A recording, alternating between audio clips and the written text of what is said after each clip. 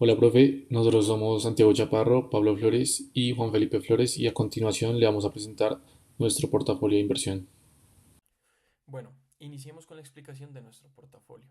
Inicialmente, para construir nuestro portafolio, nosotros establecimos tres criterios como base de selección. El primero es que las empresas estén activas, es decir, en operación continua y que coticen regularmente. Esto lo hicimos para evitar quiebras o reestructuraciones. La segunda es que las empresas hagan parte del SP 500. Esto lo hicimos para asegurar liquidez y un reporte sólido corporativo. Y por último, que tuvieran un EVA positivo, lo que significa que generan valor real para sus accionistas por encima del costo de financiar sus operaciones. Una vez establecidos esos criterios base, pasamos a aplicar filtros cuantitativos más específicos. El primer grupo de filtros tiene que ver con la calidad operativa y la liquidez de la empresa. Primero, exigimos un margen EBITDA superior al 15%, lo que nos asegura que las empresas tengan una alta eficiencia en su operación y una buena generación en el flujo de caja. Segundo, un beta menor a 1.2, lo que significa que el activo se mueve con menor volatilidad que el mercado en general, reduciendo exposición al riesgo sistémico. Y tercero, un ratio corriente mayor a 1, que confirma que las empresas tienen activos líquidos suficientes para cubrir obligaciones a un corto plazo sin ningún problema. El segundo grupo de filtros apunta a la rentabilidad, el nivel de endeudamiento y la valoración de mercado. En cuanto a la rentabilidad, exigimos un ROIC sobre WACC mayor a 2 veces, lo que garantiza que el retorno sobre el capital invertido supera ampliamente el costo de ese capital. Es decir, la empresa está generando valor de forma consistente. En términos de deuda, filtramos por una deuda neta sobre EBITDA menor a 2.5 veces, lo que nos indica que es un endeudamiento moderado y manejable, incluso en escenarios económicos complicados. Y finalmente, en valoración buscamos un EV sobre EBITDA ajustado entre 5 y 20 veces, un rango razonable que nos aleja tanto de empresas sobrevaloradas como de aquellas con múltiplos muy bajos que podrían reflejar problemas estructurales. Todos estos filtros los aplicamos directamente en la plataforma de Bloomberg. Como pueden ver en pantalla, partimos de un universo inicial de más de 1.6 millones de valores a nivel global. A medida que fuimos aplicando cada uno de los 9 filtros, este universo se fue reduciendo poco a poco. Pasamos de 594.000 activos operativos a 503 en el SP 500, luego a 230 en el EVA positivo, después a 190 con margen EBITDA y así sucesivamente con el beta, con el ratio corriente, el ROIC, la deuda y la valoración. Al final, el proceso nos dejó 19 empresas que cumplían con todos los criterios simultáneamente. De esas 19 seleccionamos solo 10 que tenían el mayor EVA y preferiblemente empresas con EVA en billones. Además, nos aseguramos de que representaran sectores distintos para así lograr una verdadera diversificación. Y como pueden ver en pantalla, estas son las 10 compañías que conforman nuestro portafolio organizadas por sector. En el sector industrial incluimos a ADP y 3M, en sanidad Zoetis y Johnson Johnson, en consumo Hershey's, Colgate-Palmolive y eBay, en materiales CF Industries, en comunicaciones Booking Holdings y en el sector financiero a Versic Analytics. Esta distribución en 6 sectores diferentes es internacional.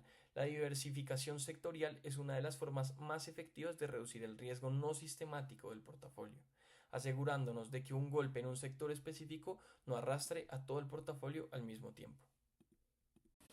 Bueno, a partir de estas empresas que mencionamos, calculamos algunas métricas que nos permiten ver más allá y ver realmente cómo es el rendimiento del portafolio. Entre estas están el retorno promedio, tanto diario como anual, la desviación estándar, también diaria y anual, y el Sharpe Ratio.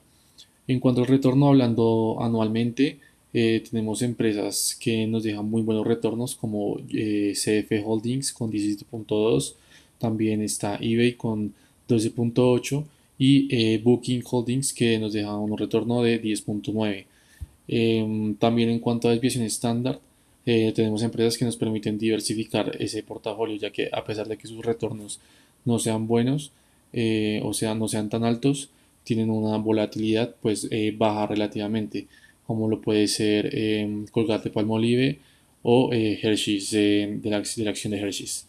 En cuanto al Sharpe Ratio, una métrica la cual nos permite evidenciar esa relación retorno-riesgo. Hemos evidenciado que las mejores empresas en este ítem son 3M, que nos ofrece un Sharpe ratio de 0.358 y también CF Holdings de 0.331. Ahora también para medir la sensibilidad que tiene nuestro portafolio en comparación al mercado estadounidense, calculamos los betas de cada acción y posteriormente calculamos el promedio de esos betas, el cual nos da un promedio de 0,587. ¿Esto qué quiere decir? Que nuestro portafolio es mayormente defensivo o moderado y que no queremos estar expuestos al riesgo sistemático o a la volatilidad del mercado estadounidense. Este beta lo logra gracias a acciones que tienen un beta muy bajo como CF Holdings, Colgate-Palmolive con 0,41 y Hershey's con 0,25.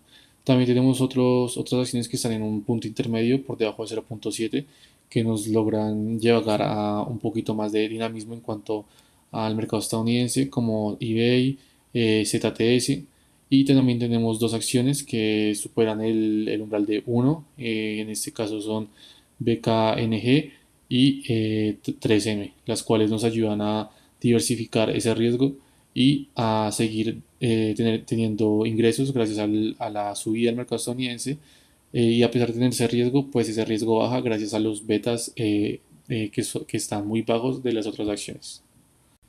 Bueno, y siguiendo con la idea de querer diversificar nuestro portafolio y reducir el riesgo, acá lo podemos ver más claro en la matriz de covarianza, donde encontramos la relación de una acción con las otras 9, su correlación, mejor dicho.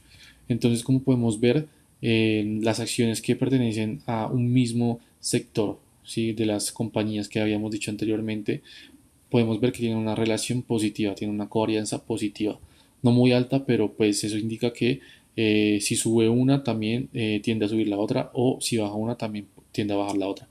Y también como vemos cuando se encuentran dos acciones que no pertenecen al mismo sector, esta relación de covarianza es negativa, lo cual es bueno ya que nos ayuda a mitigar ese riesgo sistemático de que si una acción sube o si una acción baja, no quiere decir que las otras acciones o en concreto esa acción con la que tiene una correlación negativa vaya también a bajar.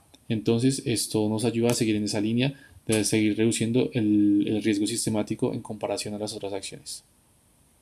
Bueno, ahora pasamos a ya el portafolio como tal, entonces nos quedó con las siguientes ponderaciones.